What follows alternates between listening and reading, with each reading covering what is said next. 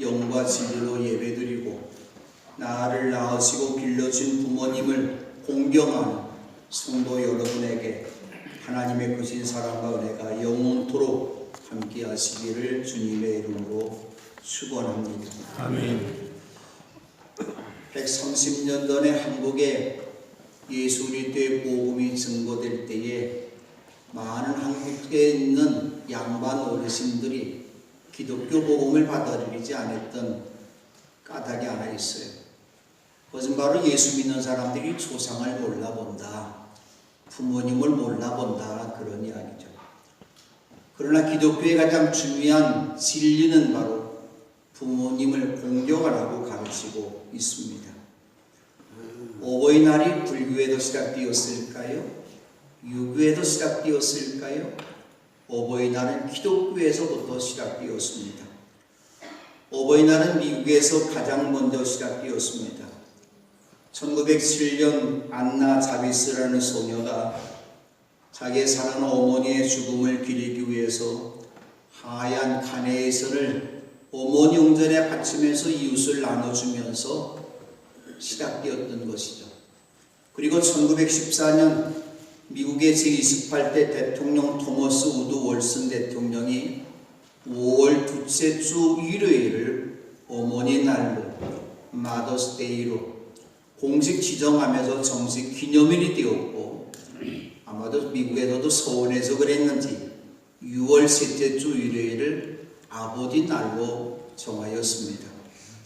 한국에서도 어머니 날도 기독교 단계에서 시작되었는데 1930년 구세군 가정단에서 어머니 주일을 지키기 시작했고, 1932년도 우리 감리교 연합회에서 5월 둘째 주일 부모님 주일로 지키기를 결의했던 것이죠. 이처럼 어버이 주일은 교회에서부터 시작되었습니다. 미국의 기독교 전통에 시작된 어머니 날을 우리나라에서도 1956년 5월 8일을 어머니 날로 정해 기념하다가 아버지들까지 밥상을 잘 어머니 날로 차려놨는데 숟가락 하나도 얹어서 어버이날로 바꿨어요. 1973년 3월 30일 날 어머니날이 그때부터는 어버이날로 정했는데, 저는 어버이날이라고 하는 말보다는 그냥 어머니날이 더 좋을 것 같습니다. 우리 아버지는 서운한지 모르겠습니다만 어쨌든 5월 8일은 어버이날로 부르고 지키고 있고, 우리 교회에서도 5월 둘째 주일을 어버이날로 지키고 있습니다. 오늘 어버이 주일을 맞이하면서 우리 부모님들 모두가 행복한 어버이가 되도록 진정으로 부모님을 동경하는 자녀들이 되시기 바랍니다. 자녀들을 먼저 배불리 먹여야 한다. 자녀들의 먹을 빵을 씹어서 개들에게 던져주는 것 옳지 않다. 개들이라는 수욕스러운 말을 들은 여자의 마음이 덜컥 내려앉았어요. 그리고 자신의 길을 의심합니다. 또 제자들 사이에도 잠시 웅성거림이 있었어요. 이곳은 이스라엘 국경을 벗어난 두루라고 하는 이방 땅이었습니다. 예수님께서 이방 족속들을 지칭해서 개들이라고 하신 것은 분명히 한 이상 이제 어떤 일이 일어나게 될 것입니다. 제자들의 마음은 순간 두려움이 찾아왔던 것이죠. 이것은 유대 땅 지역이 아니라 이방인 지역이기 때문에 이 여자가 자신의 동족들을 데려다가 우리를 공격하면 어떻게 할까 걱정하고 있습니다. 개들이라는 말을 들은 이 여자는 한동안 미동도 하지 않았습니다.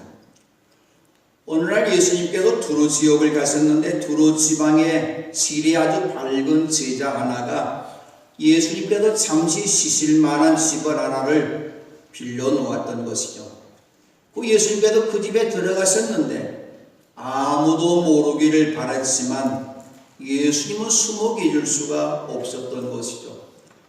바로 오늘 이스라엘의 구세주라고 하는 예수가 이곳까지 왔다는 이야기를 들은 시로페니케 여자가 예수님이 계시다는 소문을 듣고 자기 악한 귀신 들린 딸을 둔 이 여자가 예수님 앞에 나와서 엎드려 고개도 들지 않고 시동 눈물을 흘리면서 멈추지 않은 채 예수님 앞에 이렇게 간구합니다. 다윗을 다스리신 주님, 나를 불쌍히 여겨 주십시오. 내 딸이 귀신이 들려 괴로워하고 있습니다. 그러나 예수님께서는 한마디 대답도 하지 않으셨어요. 그때 제자들이 예수님 앞에 다가와서 간청합니다. 예수님, 저 여자가 계속해서 우리 뒤에서 외치고 있는데 그의 딸의 병을 고쳐주셔서 안심시켜서 떠나보내 주십시오. 그때 예수님께서 제자들에게 이렇게 말씀합니다. 나는 오직 이스라엘 집에 길을 잃은 양들에게 보내심을 받았을 따름이다. 예수님의 제자하신 말씀을 들은 시로페니키아 이 여자는 다시 예수님 앞에 나와서 다시 무릎을 꿇고 간청합니다. 주님, 나를 도와주십시오. 주님, 나를 도와주십시오. 내 딸 악한 귀신 들린 딸의 저 병을 고쳐주십시오. 주님 앞에 간청할 때 예수님께서 이렇게 대답합니다. 사녀들의 빵을 집어서 개들에게 던져주는 것 옳지 않다. 나는 이스라엘 사람이고 나는 오직 이스라엘 집에 길 잃은 양들에게만 보냄을 받은 그리스도이기 때문에 개 같은 이스라엘 사람들이 아닌 개 같은 이방인에게는 은혜를 줄 수 없다, 그런 이야기죠. 지금까지도 이방 사람들은 이스라엘 사람들로부터 온갖 수모를 당하며 살아왔은 것이죠. 그런데 그리스도라고 믿는 예수님까지도 자신들에게 개라고 하는 말을 표현한 것을 보면 실망을 넘어서 모욕에 가까운 치욕스러운 말이었습니다. 오늘 우리 같았으면 뭐라고 하겠습니까? 아마도 예수님을 향해서 더 심한 욕을 하는지 모르겠어요. 근데 여자는 그의 입에서 욕이 나온 것이 아니었습니다. 주님, 그렇습니다. 그러나 개들도 주인의 상에서 떨어지는 부스러기는 얻어먹습니다. 여자는 자신에게 치욕스러운 말을 하신 예수님에게 부스러기 은혜라도 간구한 것이죠. 그제서 예수님께서는 그 여자에게 이렇게 말씀하십니다. 여자여, 참으로 네 믿음이 크다. 네 소원대로 되어라. 예수님의 말씀이 떨어지는 바로 그 시각에 여자의 딸이 낳았다고 하는 것이죠. 위대한 어머니의 이름입니다. 자녀의 병을 고치기만 한다면, 자녀가 잘 되기만 한다면 그 어떤 온갖 수모도 참아낸 어머니라고 한 것이죠. 개들이라는 욕보다도 더 치욕스러운 욕을 듣는다 할지라도 땅의 병을, 딸의 병을 고칠 수가 있다면 상관이 없다는 것이 바로 어머니라고 한 것이죠. 여러분에게 누가 욕을 한다면 아마도 그에게 침을 뱉고 함께 욕할 것입니다. 멱살을 잡고 싸울 것입니다. 병을 고쳐주지 않아도 좋은데 왜 그런 욕을 하냐고, 이 개 같은 사람이라고, 내가 오히려 개 같은 사람이라고 욕을 할 거 아니겠습니까? 그런데 여자는 자신이 개라고 하는 말을 들으면서도 참아낸 것은 사랑하는 딸을 아끼고자 하는 어머니의 사랑하는 마음이었기 때문입니다. 이상 최고로 크고 넓고 깊고 높고 길은 어머니의 사랑이라고 한 것이죠. 이상 최고의 생도 어버이라고 한 것이죠. 진정 어버이라면 자신의 생명을 바쳐서라도, 자신의 생명을 내버리서라도 자녀를 구하려고 하는 것이 어머니라고 하는 것이죠. 오늘 어버이 주일을 맞이하면서 어버이 사랑을 다시 한번 생각해 보면서 어버이를 공경하는 자녀들에 되어서 나를 낳으시고 길러주신 어버이를 행복하게 해드리는 여러분 되시기를 바랍니다. 우리가 어버이를 공경해야 되는 까닭이 무엇일까요? 부모 공경은 하나님의 계명이기 때문입니다. 부모 공경 사람이 만든 계명이 아니에요. 하나님이 주신 10계명 가운데 하나라고 한 것이죠. 출애굽기 20장 12절 말씀입니다. 너희 부모를 공경하여라. 그래야 너희는 주 너희 하나님이 너희에게 준 땅에서 오래도록 살 것이다. 이 계명은 구약의 계명이기에 오늘에는 박물관에 있어야 되는 계명일까요? 아니라고 한 것이죠. 부모 공경은 신약 시대에도 그리고 오늘 시대에도 유효한 계명이라고 한 것이죠. 예수님은 하나님의 아들이었지만 육신의 부모님에게도 아주 잘 공경해 드렸습니다.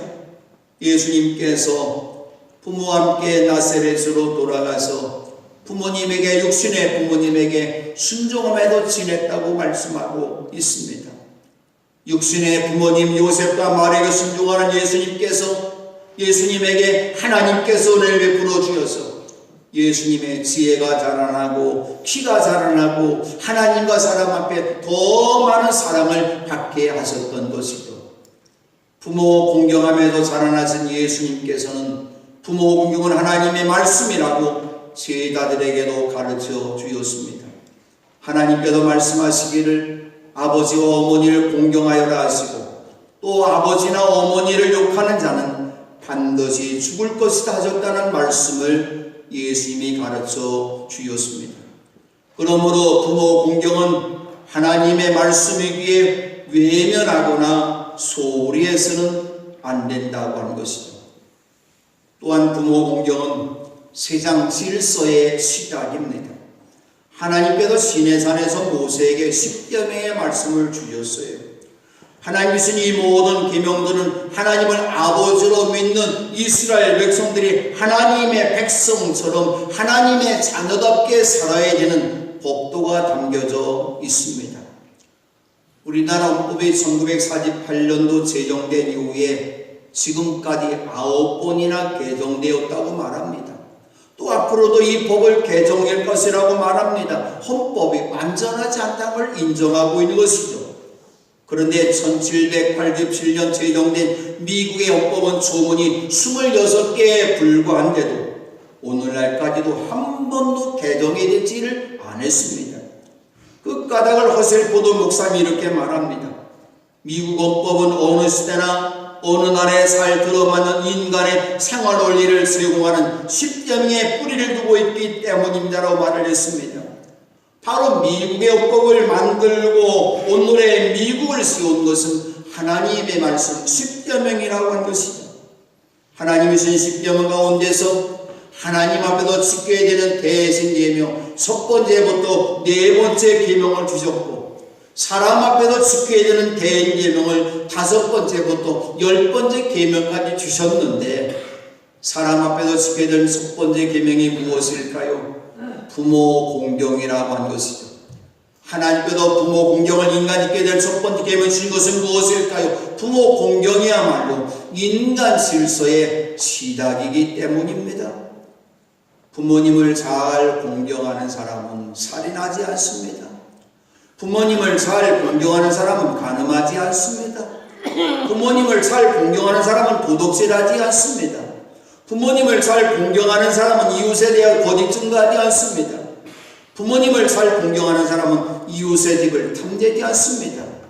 그럼 반대로 말하면 죄를 짓는 사람의 출발점은 무엇일까요? 부모님을 공경하지 않는 사람이 죄를 짓는다는 것이죠. 바르게 사는 사람, 선하게 사는 사람, 질서를 잘 지키며 사는 사람은 부모님을 잘 공경하는 사람입니다. 이 사실을 잘 알고 계신 하나님께서 사람이 사람을 향해 지켜야 되는 계명으로 부모 공경을 첫 번째 말씀으로 주신 것입니다. 위대 부모 공경은 부모님으로부터 받은 그 사랑에 대한 작은 보답을 들어야 될 것입니다. 양주동 박사님이 지으신 어머니에 대한 노래는 우리가 너무나 잘 알고 있습니다. 낮일째 괴로움 다 일시고 길을새 밤낮으로 애쓰는 마음 진자리 마른 자리 갈아내시며 손발이 다 닳도록 고생하시네. 하늘 아래 그 무엇이 넓다리요 어머님의 희생은 가히 없어라.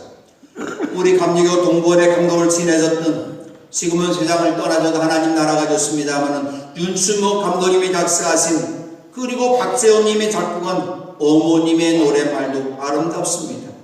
높고 높은 하늘이라 말들 하지만 나는 높은 게 또 하나 있지. 낳으시고 기르시는 어머님 은혜 푸른 하늘 그보다도 높은 것 같아. 넓고 높은 바다라고 말들 하지만 나는 넓은 게 또 하나 있지. 사람되라 이러시는 어머님 은혜 푸른 바다 그보다도 넓은 것 같아. 자녀에게 베푸신 이 부모님의 은혜와 사랑은 말로 다 표현할 수 없을 것입니다. 근데 오늘 우리의 드리는 부모 공경은 매우 작다고 하는 것이죠. 그러나 부모 공경은 작지만 실행해야 될 것이고 작은 것부터 우리가 시작해야 될 것입니다. 전북 부안군 부안여중 3학년 이슬양이 지난 2016년 4월 어머니를 하늘나라로 보냈습니다. 그가 초등학교 6학년 때였습니다. 이 양의 어머니는 지난 2011년 유방암 판정을 받고 5년간 투병하다가 37세 나이로 숨졌습니다. 세상을 떠나기 전 2년 전부터 줄곧 중환자실에만 있었던 것이죠. 이때부터 이슬양과 그의 오빠 이선인 군의 밥상은 아버지 이성씨가 차려주었던 것이죠. 건설 현장에서 일하며 아내의 병간호와 남매의 보육을 도맡던 그에게 버거운 일이었던 것이죠. 그의 아버지 씨는 이렇게 말합니다. 아빠가 차려주는 밥맛이 오죽했겠느냐며, 그런데도 이슬이가 한 번도 밥 투정 안 해서 대견하면서도 마음이 아팠다고 말을 합니다. 이슬양이 지난 2016년 11월 어머니가 돌아가시니 몇 달 지난 그 다음에 어머니를 그리는 마음을 담아서 가장 받고 싶은 상이라는 동시를 썼는데 전북교육청이 조치한 노도나도 공모전에 냈을 때 244편이 출품된 동시 부분에서 새 우수상을 받았습니다. 바로 이러한 시를 어린이가 초등학교 6학년 학생이 이 시를 썼습니다. 아무것도 하지 않아도 짜증 섞인 투정에도 어김없이 차려지는 당연하게 생각되는 그런 상, 하루에 3번이나 받을 수 있는 상, 아침상, 점심상, 저녁상,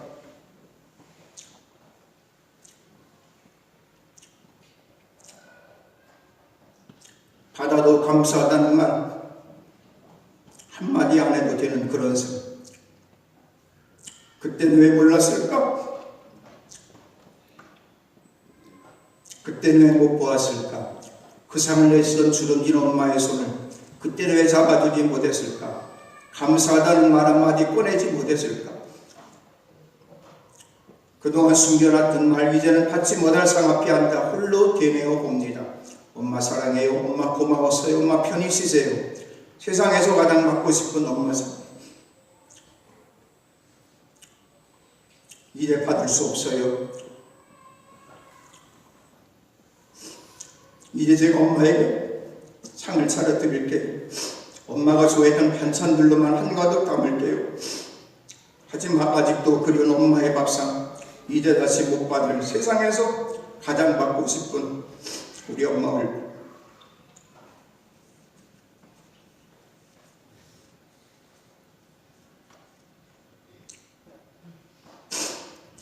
오늘 어린아이지만은 어머니를 진정으로 공경하는 어머니 앞에서 어머니의 사랑을 고백하는 아름다운 동시라고 하는 것이죠.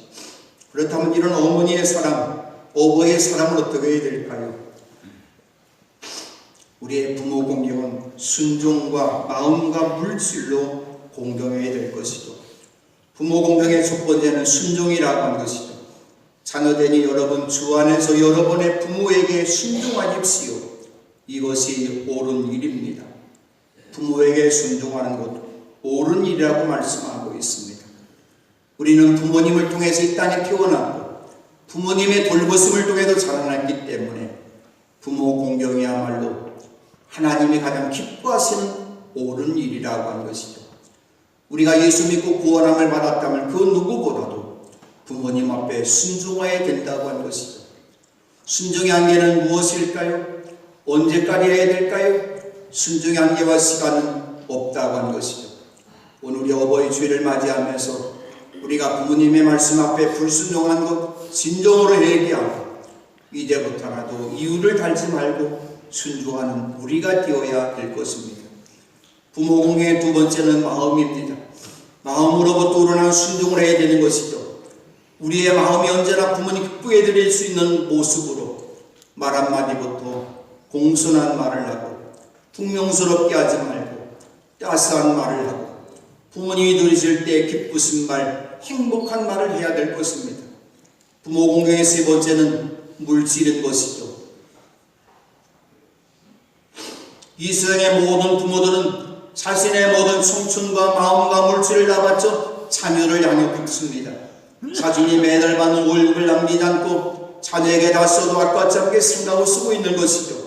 어쩌면 부모는 일생 자녀를 위해서 자신의 모든 것을 사용하고 있다고 하는 것이죠. 쓰다가 남은 재산도 자녀에게 유산으로 상속합니다. 부모는 자녀에게 모든 것을 다 주시는 분이라고 하는 것이죠. 근데 오늘 우리 자녀되는 오늘 우리들은 부모님 앞에 작은 정성도 드리지 못하는 우리의 모습이 있는 것이죠. 이스라엘 백성들도 부모님 앞에 불의한 사람들이 많이 있었어요. 그들은 부모에게 드리고 싶지 않을 때 고르반이라는 말을 사용합니다.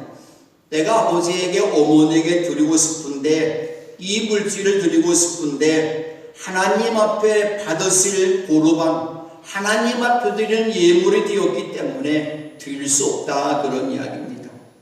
하나님 앞에 드리는 예물이기 때문에 드릴 수 없다는 핑계로 부모에게 드리지 않는 것이죠.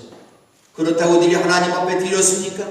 하나님 앞에 드리지도 않고 부모님 앞에도 드리지 않는 불의하는 모습들이 이스라엘 백성들이 고르반을 사용했던 것이죠. 이제 우리 모든 자녀들은 부모님을 순종함으로 공경해 드리고 상성한 어른이 되었을 때는 순종 후에 마음과 물질을 들여서 공경해야 될 것입니다. 또한 부모 공경은 내일이 아니라 오늘이라고 하는 것이죠. 수욕정이 풍부지 사욕이 아니 침부되 나무는 조이 있고 싶어도 바람이 못지 않고 자녀가 부모에게 효도를 하려고 해도 부모가 살아계시지 않는다는 뜻이죠. 그렇습니다. 부모가 살아계실 때 효도해야 될 것입니다. 돌아가신 다음에 아무리 제사상을 잘 차려들어도 그건 아무 소용이 없다고 하는 것이죠. 내게 지금 가지고 있는 것 작은 것이지만 부모님 앞에 드릴 수 있는 것, 부모님 예명이 되기 전에 부모님이 살아계실 때 공경하는 우리들이 되어야 될 줄로 믿습니다. 또한 부모 공경은 무엇일까요? 축복의 문을 여는 열쇠라고 말씀하고 있습니다. 하나님의 말씀은 모두가 언약의 말씀입니다. 지키는 사람들에게 이 은혜를 주신다고 그랬어요. 지킬 때 축복해 주신다고 그랬습니다. 지킬 때 성공할 것이라고 말씀합니다. 하나님의 말씀을 지킬 때 아름다운 땅을 주신다고 말씀하셨습니다. 오늘의 말씀도 내 부모를 공경하라고 하신 계명은 약속이 딸려 있는 첫째 계명이라고 말씀합니다. 네가 살되고 땅에서 오래 살 것이란 약속의 말씀을 우리에게 주었습니다. 여러분 일생 살아가는 동안 형통하기를 원하십니까? 부모에게 효도하시는 여러분 되시기를 바랍니다. 하는 일마다 불통되었습니까? 불효했기 때문에 불통한 것입니다. 부모에게 효도할 때, 부모님을 공경해 드릴 때 여러분 이 땅에 사는 동안 하는 모든 일이 잘 되고 상수하는 귀한 은혜가 임할 줄로 믿습니다. 이제 우리 부모님은 우리의 효도 받으시기까지 기다려주시지 않으십니다. 작은 공경부터 하십시다.